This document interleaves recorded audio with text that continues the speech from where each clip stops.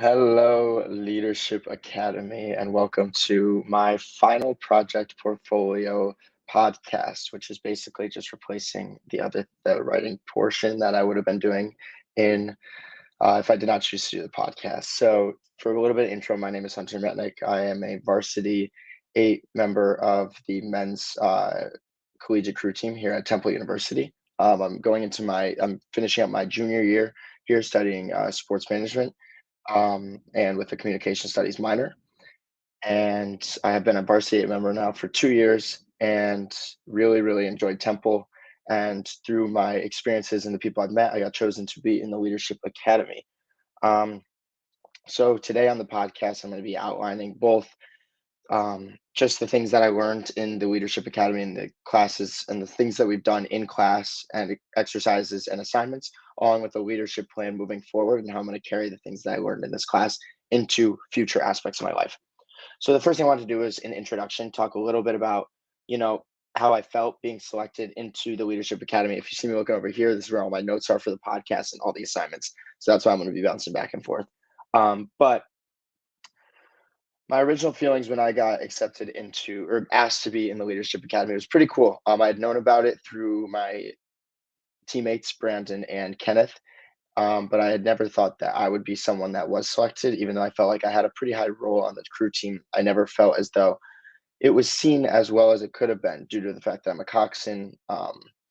I just don't, I don't know, I tend to undervalue myself a little bit. So when I got the call from, or brought into the office from Alyssa and asking me to be a part of it, I thought it was really, really like I felt honored. I felt like a little bit of the work that I had put in and getting to the part of my life that I'm in right now, it felt as though it paid off. That was a big feeling that I had.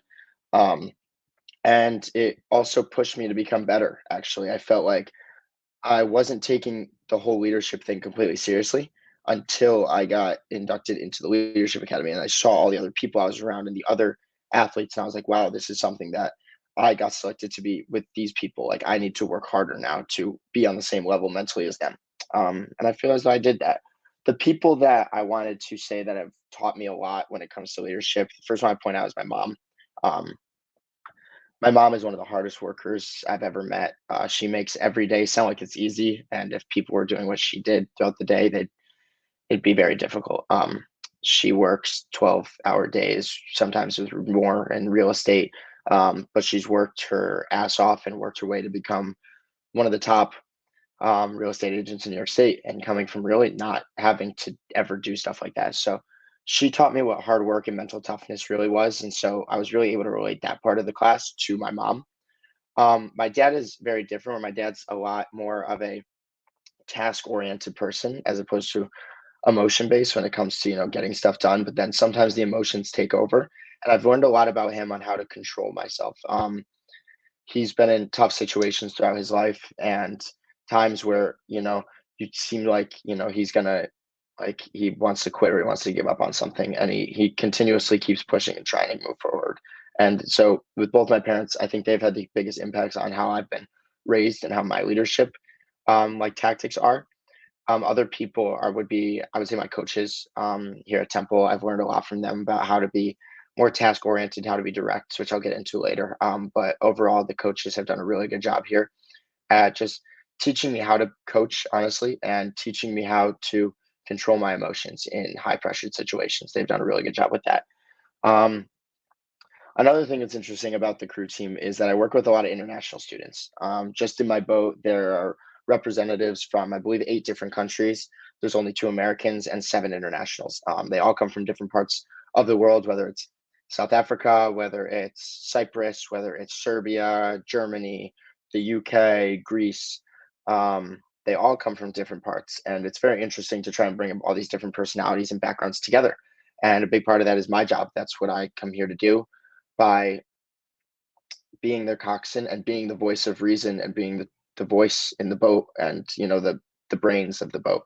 um, it's definitely taught me a lot more than I think I've realized, being around these international students and learning how to work with them. I kind of realized halfway through that like not a lot of people deal with this, and I apologize for any noise in the background in North Philly. But you kind of realize like it's very unique, the kind of people that you're working around. It's very not a lot of people have been in a leadership position with this much diversity and like inclusion, be having to use inclusion form of leadership as much as I have. So that was really interesting that I learned over the semester. Um, and then some experiences at Temple that I think have taught me a lot. My freshman year dad bills win. I think it taught me a lot about how to be successful and how to keep positive attitude your throughout bad times. I'll never forget there was this one day where we had a really bad row, maybe like a week after our big race, and we were training for the national championship. Now we were making like boat changes, people were coming in and out, and we had just like a bad row. And we got off the water, and one of the seniors on the team said to the guy who got switched in, like, put it behind you. Like, we're not a boat that cares if we have a bad row. We're going to get off the water. We're going to do it again tomorrow, and we're going to get better. And having that mentality has been something I've tried to carry along now into the Leadership Academy and learn off of. So I would say my freshman year had a big thing. And then even last year, we didn't have as much success. I was put into a varsity eight. Definitely had a lot of trouble controlling my stress, which I think this year has taught me a lot more about how to increase my stress. And I think a lot of that has to do with the Leadership Academy and the stuff I've learned in it.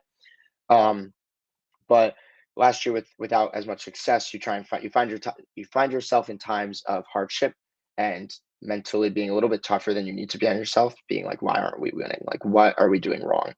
When in reality, it's like you have to keep that positive energy moving at all the times.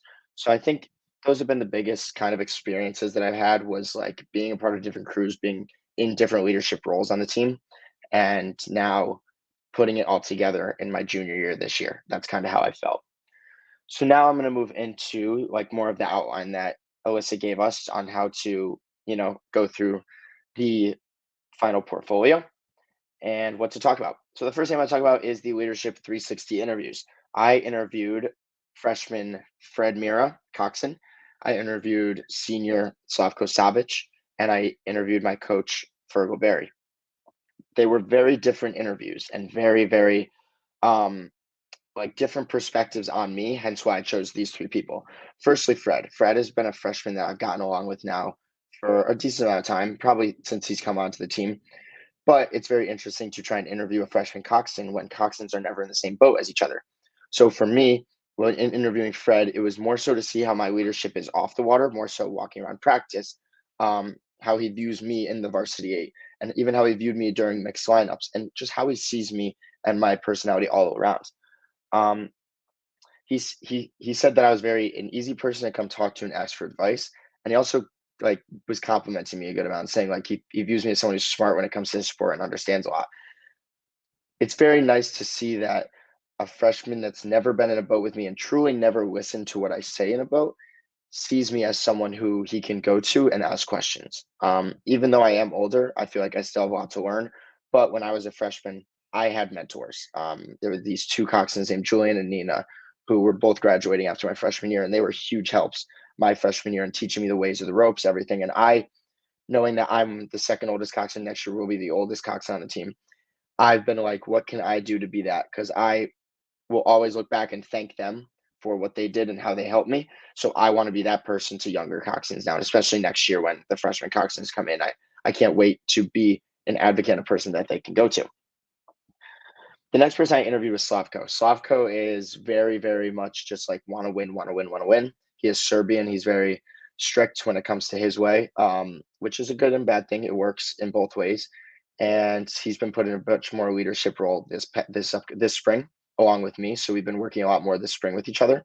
But it's been cool because Slavko and I have been in the same boat with each other for all 3 years. So he's really seen me grow.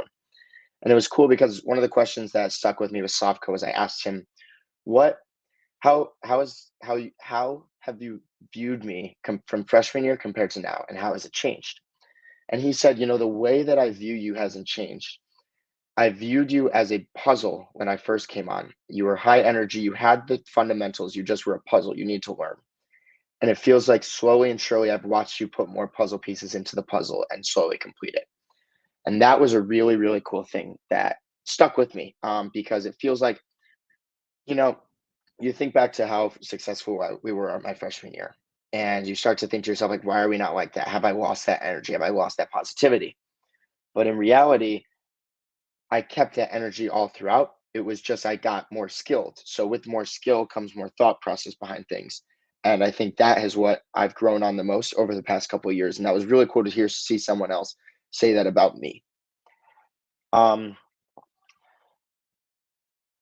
Completing the assignment as a whole was just really nice. I honestly wanted to interview more people, and my plan is to actually interview more people after the season and see how I've grown just this semester through this spring season, and ask very similar questions as I did because I love hearing about how people view me and what I can improve on in the future.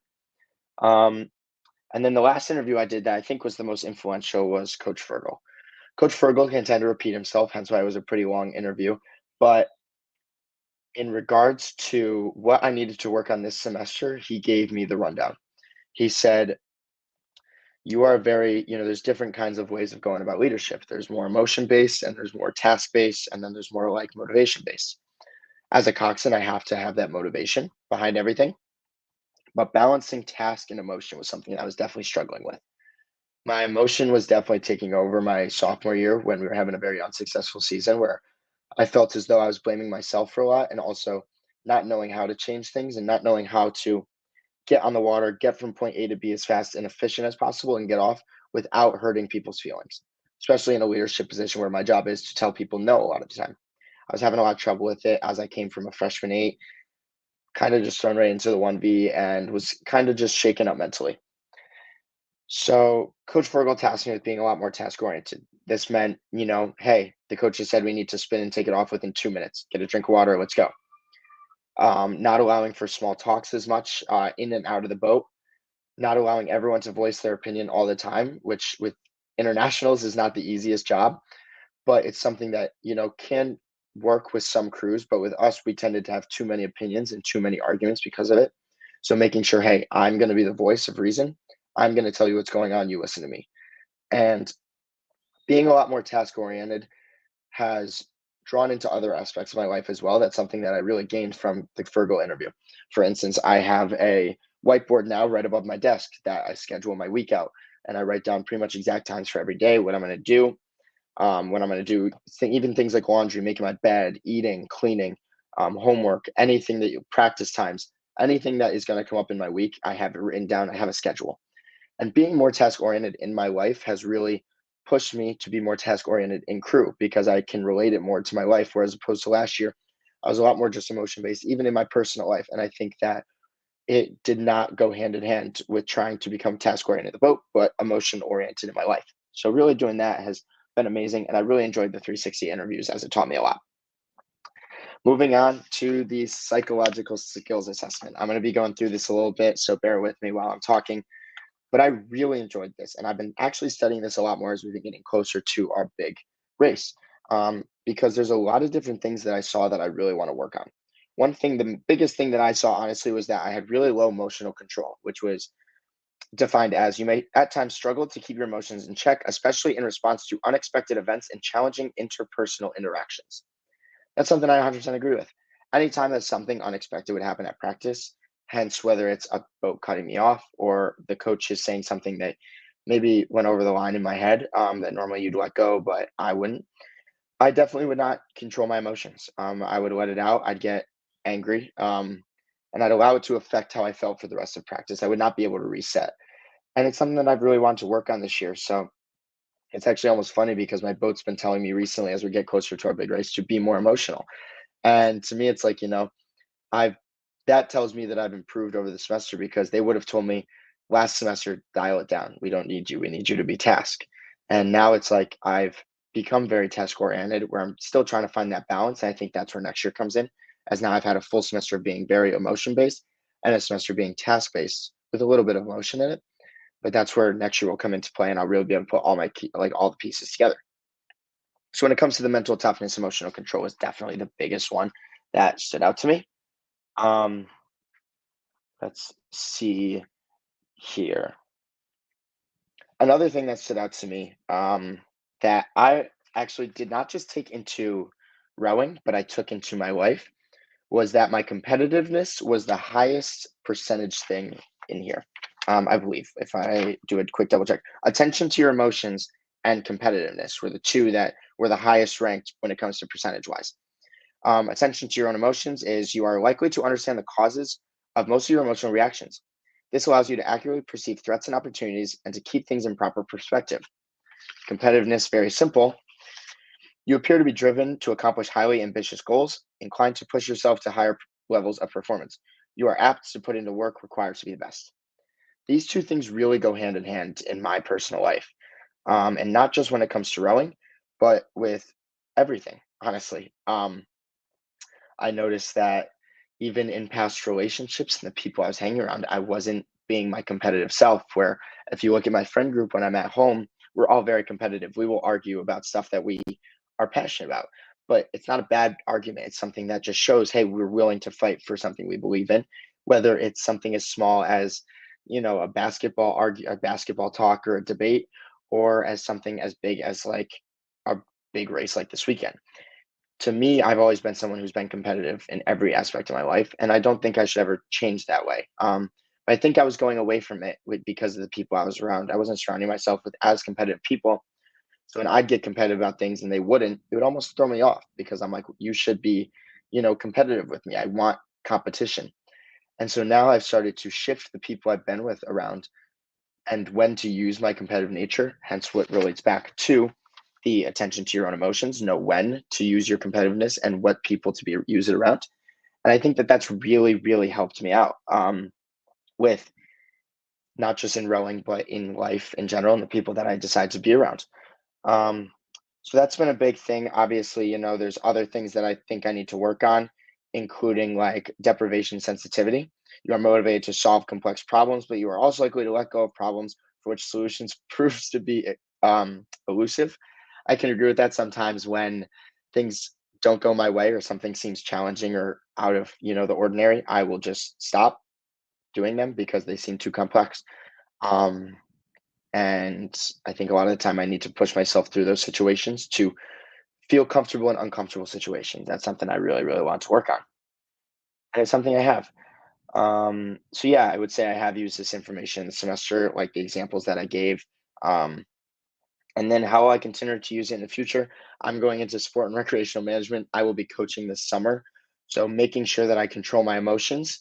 Um, I understand my emotions and I control my competitiveness are three things that I really need to be able to prove to myself while I'm coaching this summer and in more of a leadership position. Um, the observation exercise is next. So that's the next thing I'm going to talk about.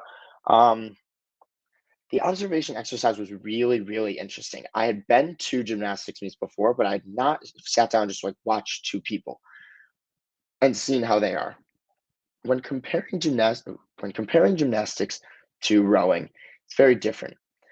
For gymnastics, you have six scores, all individual. You get your score, you call it a day. No one else is affecting your score. In rowing, you have to have eight guys moving at the same time to get the best score. It cannot be individualized. So it was really cool to watch a sport where, especially, Brooke and Renee, where they are really doing their own thing all the time. And they're not really having to communicate with their teammates as much because that's not their role. Their role is to get the best score possible on that board. When for us, it's for us to communicate what we need to do to win a race. So the biggest things that I looked at and pointed out where I think that let me look into my notes real quick. Something that stood out to me was that Brooke and Renee both were very much more, how do I say it? Action-based leaders as opposed to vocal leaders. It was very rare that you would see them pumping up their teammates or going up. Obviously, after every thing, they would give them a high five, and then Brooke broke it down in a couple of the team huddles. But other than that, they're just in the zone. They're doing their own thing. But you could see a momentum shift when one of the performers got a good score. That was something that stood out to me a lot in the observation thing, was when someone got a good score, it was very much likely followed up by another good score, where if someone messed up, it put more pressure and it followed up with more mistakes. That was the biggest thing I noticed, not just with Brooke and Renee, but the entire team, was you're more action based and vocal based, which is very different than rowing. In rowing, it's literally my job to tell people what they're doing wrong and how to do it right and how to merge together as a unit. Where in gymnastics, you're just going for your best score possible. The coaches are more so focused on what do we need from you as opposed to what do we need from the team. That's a very interesting thing to look at and observe. Um, that was really the biggest thing, that I noticed, and it put into perspective for me that when I put my best foot forward as a vocal leader on my team, I've over the past couple weeks, I have tried to be more action based as strictly about being a leader to the other coxswains and doing things that don't include my speaking as a coxswain, which is pretty much my whole job, but that would motivate other people to work harder. And it's the little things like making sure I'm always on time to things, making sure I set things up, um, making sure the boat's always where it needs to be. The little things like being in the right spot at the right time and doing the right things in the right moments and having the people that that need to see this see it pushes them to say, okay, Hunter's doing this right. How can I do it right? And I've noticed that a lot with the freshman coxswain Ryan Brady.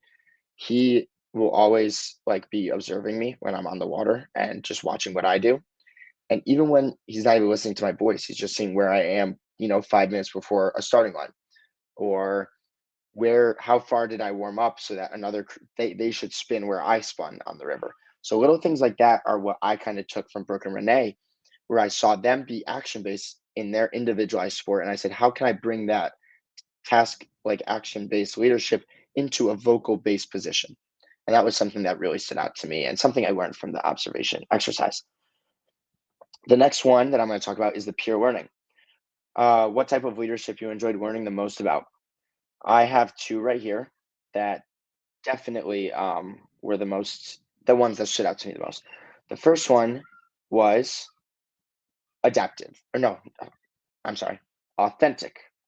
Authentic is a new style of leadership, and it shows how genuine and how genuine it is, no matter the feelings that might come from it or the emotional side of working alongside someone.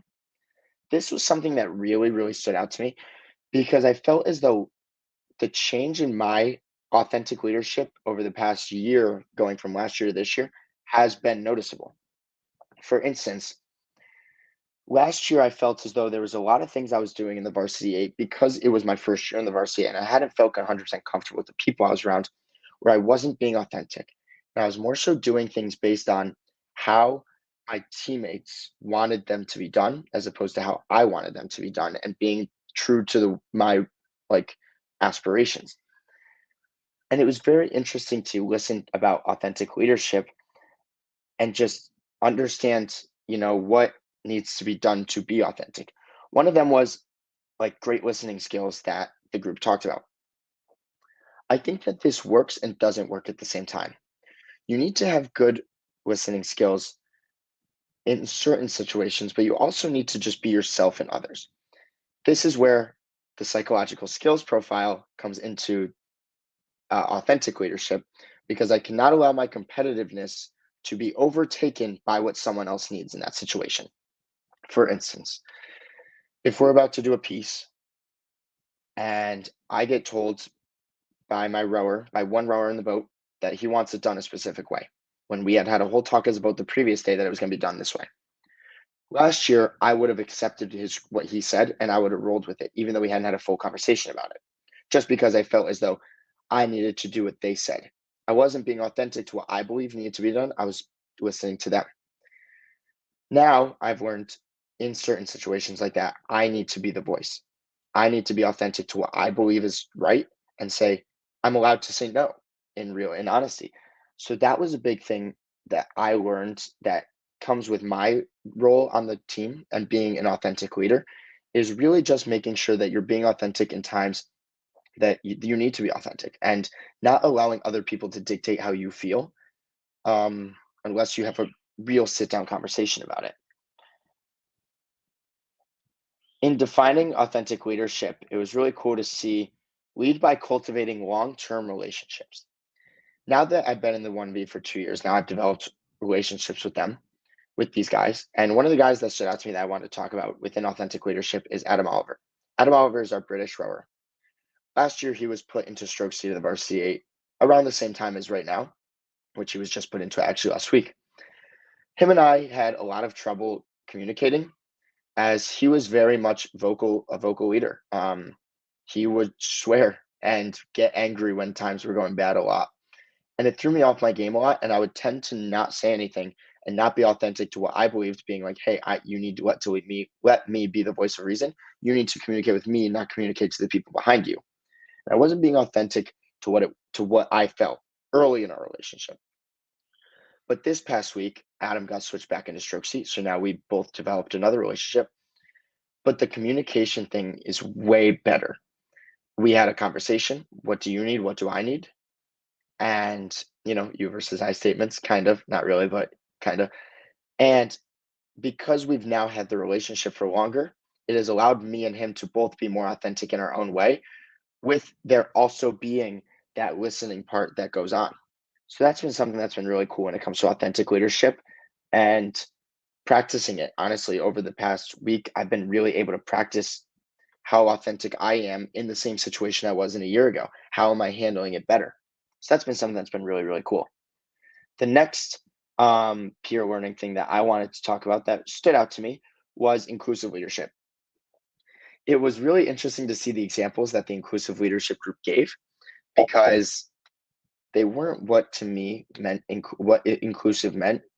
But it's also hard when you're not a part of a sport like I am, with not as many international students. You don't have that inclusivity in your sports.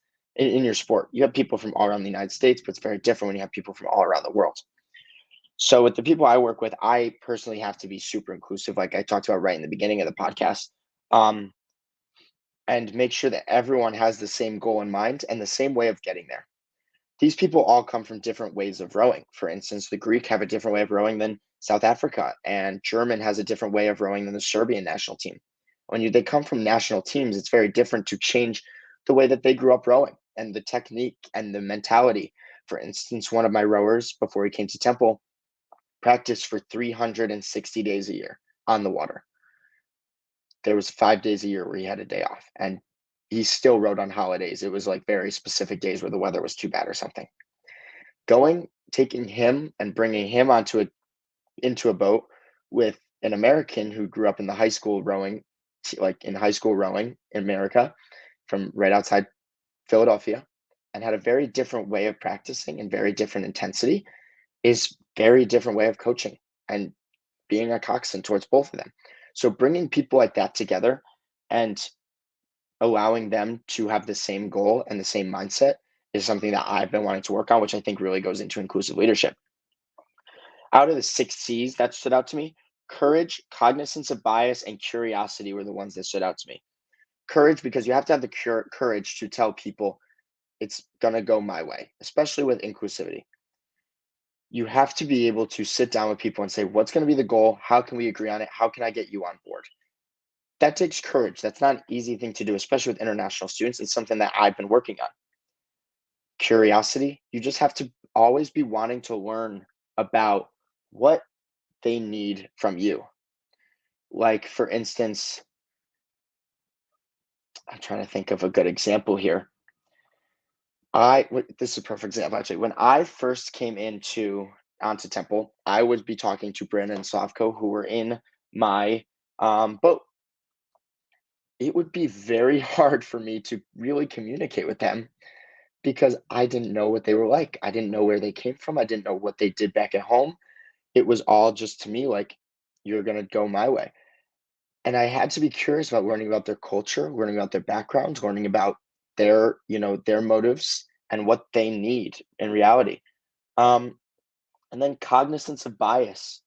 The biggest thing is just understanding when that needs to come about and understanding when to like fully utilize it has been the biggest thing. Especially those three C's to me, they go really hand in hand, and it's been something that I've been working on in inclusivity.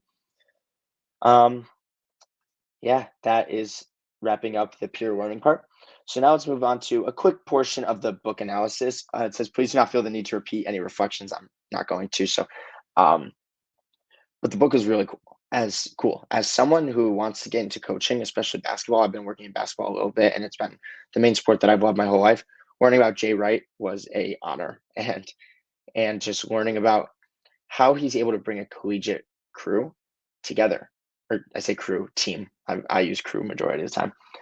Um, Things that I learned in my book analysis that really pushed me forward and increased my understanding of leadership was how to create a positive culture in times of stress.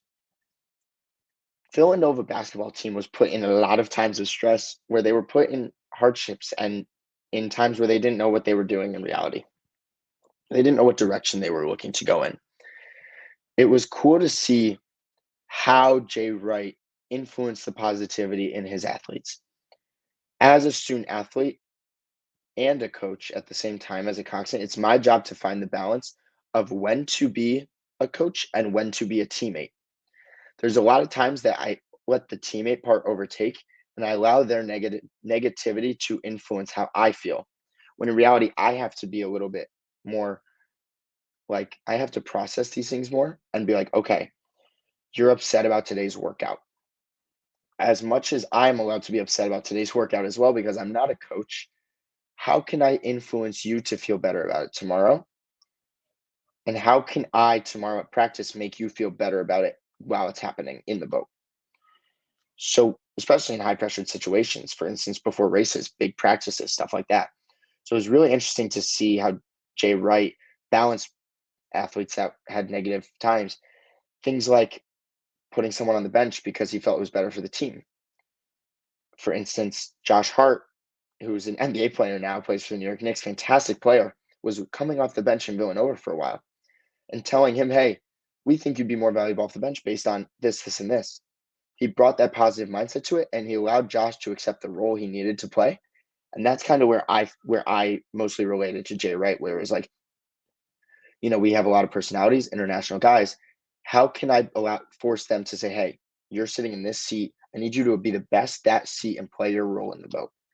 Maybe it means that you're not in as much of a leadership role. You need to be quiet and listen to them. Speak at certain times.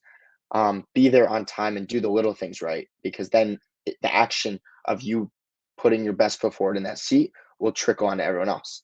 Things like that are really what I learned about Jay Wright. And I just thought the book itself was amazing. I've been loving reading books like this. I read Nick Nurse's book. I read other books on athletes and their leaderships. I've been listening to a lot of podcasts, including the podcast that you gave out in class, Alyssa. I really enjoyed that. So yeah, the book itself, I that was really the biggest thing I learned from was how to deal with and keep positivity in high pressured situations. I forgot I had these banners that I've been meaning to put up every single time, but because I've just been talking, I forgot. So yeah, I hope I still get credit for doing this. But let's move on to leadership models and skills. 4 leadership models and skills that I related to and wanted to talk about were adaptive leadership, being able to work with multiple groups of people and responding to them based on how they needed to be responded to. This was something I really worked on this year, especially not even just in rowing, but in class as well. I was able to be adaptive to the people that I was around, and it helped me better understand how to quote unquote read the room. For instance, when you're having conversations with some people, they want to be responded in a certain way.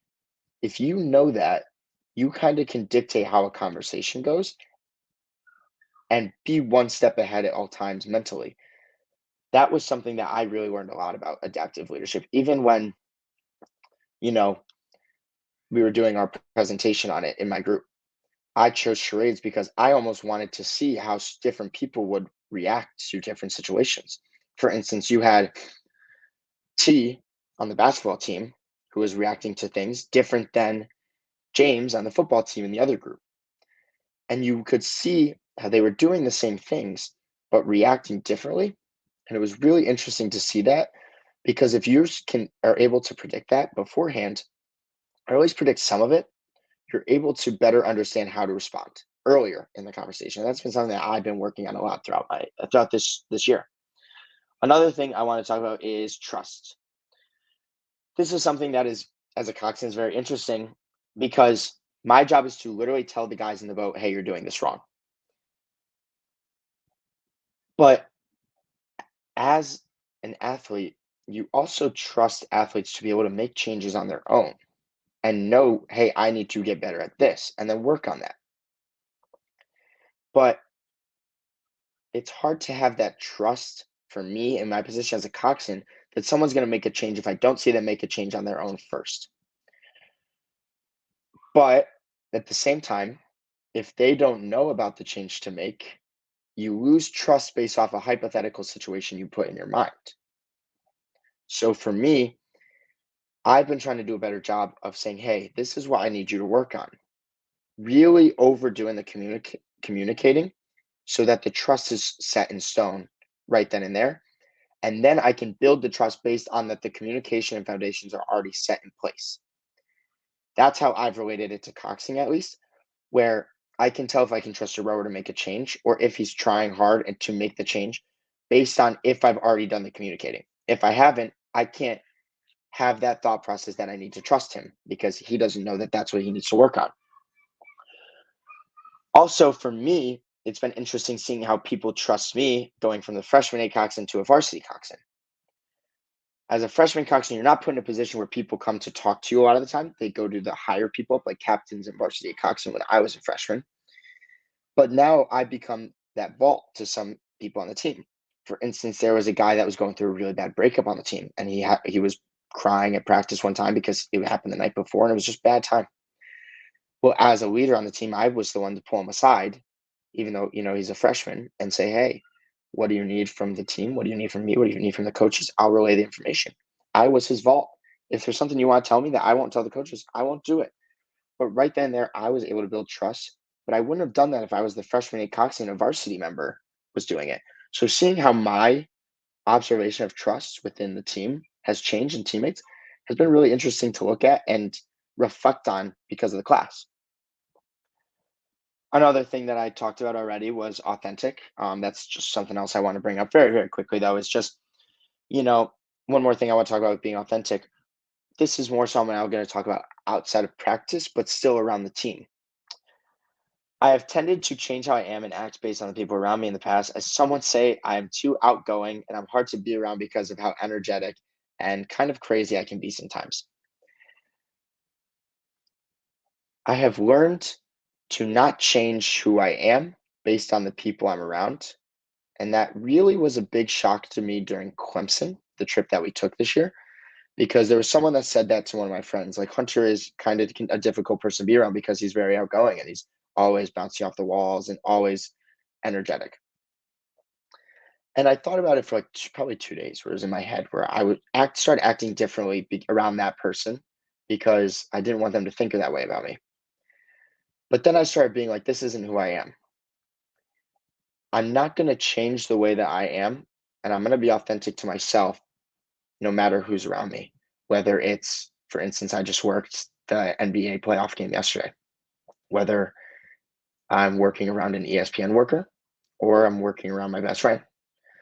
I have no reason to change who I am, and I have no reason to let others affect that change in me. So that's been the biggest thing that I've looked at when it comes to authentic, um, other than in the boat, like I talked about earlier. And the last one is mental toughness and resilience. Um, I thought that the week we discussed resilience really helped me put things into perspective, specifically regarding trust. And this is kind of where stuff, comes hand in hand. Um, Really just let me pull up the definition of resilience because I know this will remind me. Um, yes, this is what I was going to talk about. Resilience is defined as the process of adapting well in the face of trauma or tragedy, threats, or other significant sources of stress. I have been someone to not control my emotions during stressful situations and allow emotions to overtake me. But the things that I learned with resilience was I can accept failure and criticism. In times of stress, if it goes wrong, I can adapt to it and I can understand what I need to be like. Um, Earlier this semester, I was put on medication for my anxiety. That was very stressful moment just for me, knowing that I was admitting to suffering from anxiety and how that I was going to look forward to deal with it. And adapting to that stress and learning about things like I actually have a thing down here that's from my TUL that's coping skills on anxiety and stress and really actually using them and not just, having a booklet that I look at every once in a while. It's something that I use and I can wrote stuff down that I know works. Being mentally tough through situations like that are not easy. High stress, high anxiety situations. It very easy to talk about and very easy to sit here and say, hey, yeah, I can just not take a nap or not allow my emotions to take over. It's very easy to say that, but in the moment, it's not. So being mentally tough and being resilient to those situations is something I've worked on a lot. Words that stood out to me when it comes to mental toughness were self-structure, energy, optimism, and grit. Um, all four of those represent a lot of who I am. Grit's the word that I'm using to represent Temple and the extra credit. So I'm going to write that right after this. Um, self-structure, we talked about earlier when it comes to, having my outline for the morning, having my room clean, making sure I eat 3 meals a day, everything like that. Energy, we just talked about not losing my energy based on the people I'm around. And then optimism, just being optimistic in situations where it's tough to see the light at the end of the tunnel, and knowing, you have a bad practice, you get off the water, you're thinking like this is gonna be a bad week. Be optimistic, be positive, come tomorrow with a better attitude. Things like that are really what the mental toughness that I wanted to talk about. So that finishes my reflection on the class. We're 40 minutes in, way over time. I apologize, Alyssa. You have to listen to the whole thing for a grade, but I'm really happy about this. I even had a couple other things I want to talk about. For instance, leadership show and tell, the presentation I gave on the last class. That was a really, really cool thing that I was very happy that I got to do, even though I missed it earlier in the semester, because I took a public speaking course. And you're given a direct thing to work on in a public speaking course, like a presentation or a topic to talk about. But you don't get to see how it can relate to other parts in other classes. So I wanted to see if my presentation skills were not just because I was comfortable in that class, but because I could bring it into another class. So that was really cool to do that. And then have Justin Miller come in and give me a round of applause. I was really happy about that. And then even Eliza said to me when we were giving our adaptive presentation, she was like, you have a really good vocal voice and like confidence in your voice when you're presenting. So doing, things like that, like presenting in front of the class, were really helpful for me as someone who is a vocal leader, to hear someone other than my boatmates say, hey, you're doing a good job projecting your voice and being energetic. And that was really, really helpful for me. And then another thing I want to talk about, once again, of course, forgot to do this, in class discussions.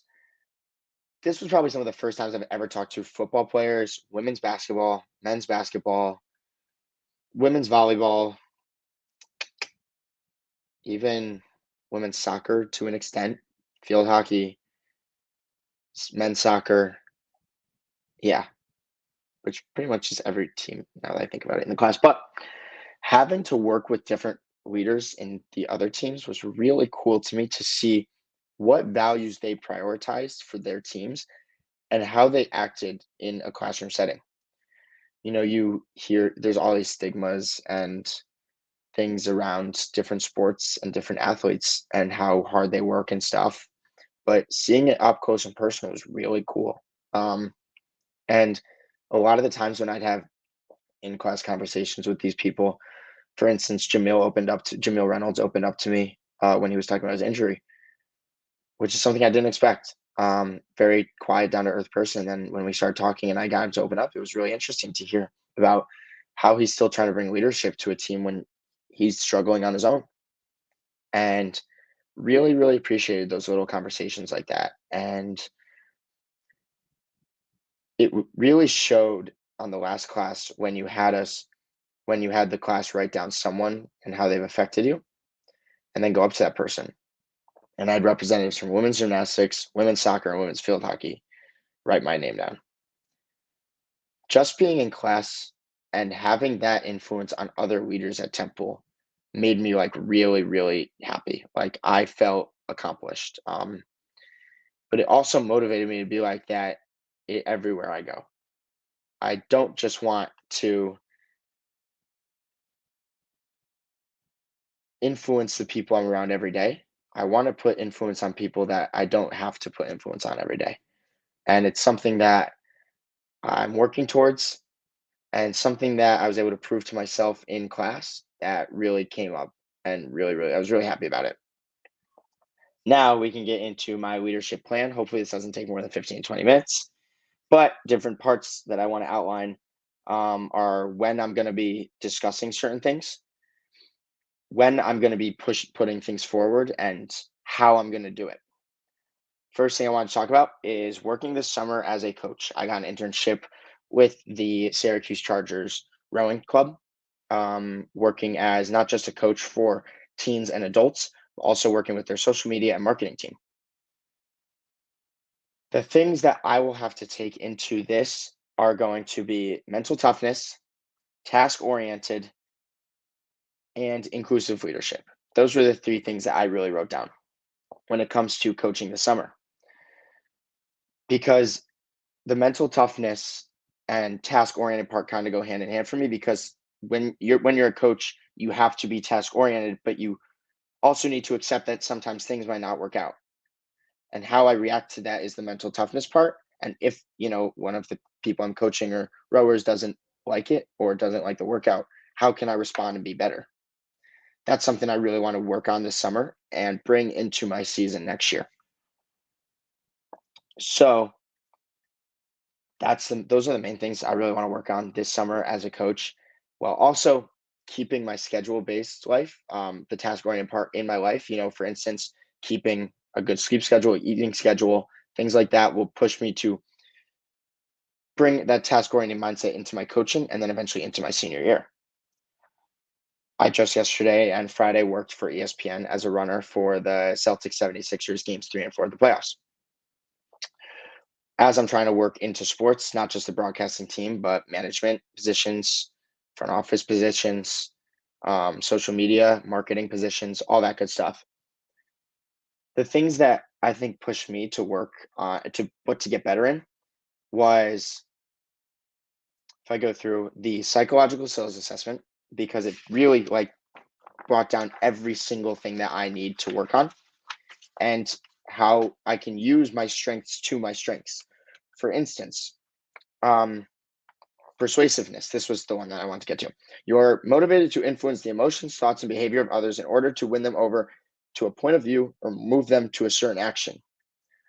Knowing that I have this persuasiveness as a strength, it's something that I can do to allow people that might seem higher up than me when it comes to who I'm working with, make it seem like I'm very confident in what I believe in. If I have the ability to win them over to a point of view or move them to believe in a certain action, when you have that ability to talk with confidence and believe what you're saying is true, that's going to really work in sports when people are always looking for new creative ideas on how to get better and things like that. So that was something that I want to use in my leadership plan, especially when it comes to working in sports in the future. That's a strength and other weaknesses that I talked about earlier in the psychological skills assessment, and pushing me forward to really use those in my life. This week, Dadvales. This is the biggest race of our season. We are currently eight spots ranked lower than the top crew racing, although only 4 seconds slower. As a varsity coxswain, I have to have optimism. Although we're 8 spots lower, how can we beat them? How can I keep a positive attitude in knowing that all the other guys in our boat know we're the underdogs and not supposed to win? How can I be adaptive to the situation during the race? For instance, if we are losing or if we are winning, obviously every coxswain writes out a race plan and hopes that they win. If we're losing 1,000 meters in, how can I adapt to that situation and then say, hey, this is what needs to be done in the moment? Trust in all my teammates that they're going to put their best foot forward and that they're going to trust in me to lead them to victory. There's a lot of different ways to go about a big race and a lot of different ways to prepare for a big race. But honestly, knowing what my strengths are is going to really come into play now, just like I talked about in working in sports. You've put the work in throughout the semester. There's not much you can do 3 days before a race mentally to increase your knowledge before a race, if you've been or about that race or preparing yourself. Now for me, I know I have the skills. I know we have the guys. I know we have the boat. What can I do mentally to further get everyone around me ready and mentally positive and excited about it? That's kind of where I'm at now. So using my strengths and even putting that last puzzle piece in, like I talked about earlier with the leadership 360 interviews, is really what I think is going to put us over the edge. and allow us to win this big race this weekend. And then after that, we have a whole month of just rowing and just training. It's difficult to stay mentally tough 3 weeks after your semester ends, but it's something that I have a big influence on and something that I, as a varsity coxswain, can push even people that are not in my boat to keep a positive mindset.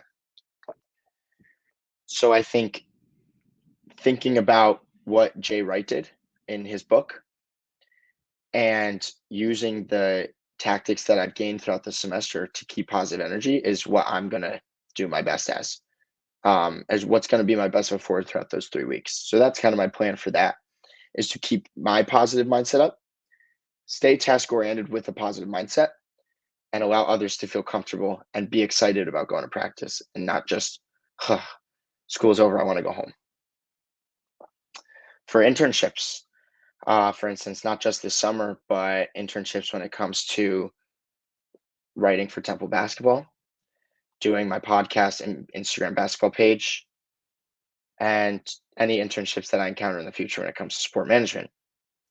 The biggest thing that I need to work on is to bring now that task oriented mindset into my internships, making sure, hey, if I'm working a 76ers game as a huge NBA, as much of an NBA fan as I am, I have to put the tasks that need to be done for work first, and then I can enjoy and allow my emotions to overtake the fact that I'm at a 76ers game. But be task oriented. For instance, the little things that need to be done around, for the interns that stand out the most are the ones that do the little things that don't need to be asked. So before I allow my emotions to take over and say, I want to go watch the game, I need to sit there and say, what needs to be done back at the truck? Or what does my boss need right now? Or what could even be helpful without asking her? Things like that are really what are going to push me over the edge to become successful in the sports field. My plan, I wrote down working alongside my classmates is something that I want to work on. I think I did a good job proving myself this in class, and actually in class taught me about how to move forward in future classes and possibly going into graduate school. I just recently started looking at graduate school. I have no idea if I want to do it yet. I know this is the worst time to not know because I'm supposed to know right now, but I'm going to apply. But if graduate school is a possibility, it's not like undergraduate and it's not like high school. It's so much more individualized and get your work done and turn it in. There can't be procrastinating. There can't be going around the bushes and bullshitting some stuff. You have to be able to always put your best foot forward, even when no one's watching. I did that a lot in this class where I felt like if no one was raising their hands, I would be the one to do it. I was allowed to overtalk in the class sometimes. For instance, when Justin Miller came in and I was giving my observations on the values that they gave for Temple student athletes. So just being a vocal leader and understanding reading the room is the biggest thing that I took from this class, and things that I'll take into working alongside classmates, possibly going into graduate school. That also falls right into group projects, making sure if no one's being the leader of the group, just step up. Hey, when can we meet? Asking questions. What do they need to get done? What do they need for me to, if they need help? Not being afraid to reach out for them if I'm having trouble. That's kind of what I'm looking for not just group projects with my classmates and with teammates as well. The next thing I want to talk about with leadership plan is general relationships. I talked about the competitiveness in the psychological skills assessment, but now I know what I need to look for in the people I'm around. I need a competitive nature around me. I need to be around people that are pushing themselves to work with their goal, because the classroom that I thrived in the most was our leadership class, where then you put me in other classes, for instance, like communications 101, and you're not with people that are as motivated as the Leadership Academy student athletes. When I felt so much more comfortable voicing my opinion around other people that are passionate about things like leadership, where in the communications class, I would find myself maybe more quiet or maybe more to myself and not wanting to express how I felt just because they didn't have that same, competitive nature that I did. So making sure that the people I'm around bring out the best in me is something that I think I'm really been working on and will continue to work on in the future in all relationships that I'm around. And then the last thing that I'm going to talk about is just like general life. I went through like a tough time early in the semester. Um, was not mentally in it. Was so out of school, rowing, everything. Just everything was going downhill. And this class gave me another thing to work on every week. I could go to the modules and I could sit here and say, like, we'd sit there, we'd talk about mental toughness, and then we talk about trust, then we talk about transformational leadership, and we'd read the book, and we talked about servant leadership. And I was able to take a part of each one and bring it into my life. And that was something that really excited me and gave me, like, to start my week every Monday night, I'd be able to bring that right into Tuesday's practice and say, you just talked about this. How can you bring it into the rest of your week? How can you bring it into the boat? How can you bring it into your classroom? How can you bring it into your daily life? And it really helped me create balance for the rest of the semester after going through a tough time. So that was something that I wanted to thank the Leadership Academy for this semester in the class itself, is just giving me something to work on every week, no matter the circumstance, no matter if it was a bad week of rowing or a good week of rowing. The class didn't know that, but it gave me an extra push of motivation. And not just the class and stuff we learned, but the people. The ability to meet the athletic director at the Stellas and stand up and be recognized. The ability to develop relationships that now I'll have with other Temple student athletes that I never would have had. Just overall, the Leadership Academy brought out a new side of me and a new way of approaching my leadership traits and skills. And I really, really appreciate that for everything it's done. So going into my senior year now, I want to look to grow on everything very slowly, because I know you can't just, wake up one night and become the best inclusive leader in the world or the best at honestly any of the stuff we talked about. I don't have it in front of my face right now, but understanding that it takes time to work on these things and it doesn't just come tomorrow, and doing the necessary steps to become a better leader and become a better person is what I'm looking to develop as I get farther into my athletic, academic, and professional career. So that wraps up this hour-long podcast for my final project of my leadership portfolio. I'd like to thank Alyssa and the whole Leadership Academy for bringing me into the class and allowing me to grow and learn throughout the semester. This has been wonderful. Hope I get a good grade. Thank you so much.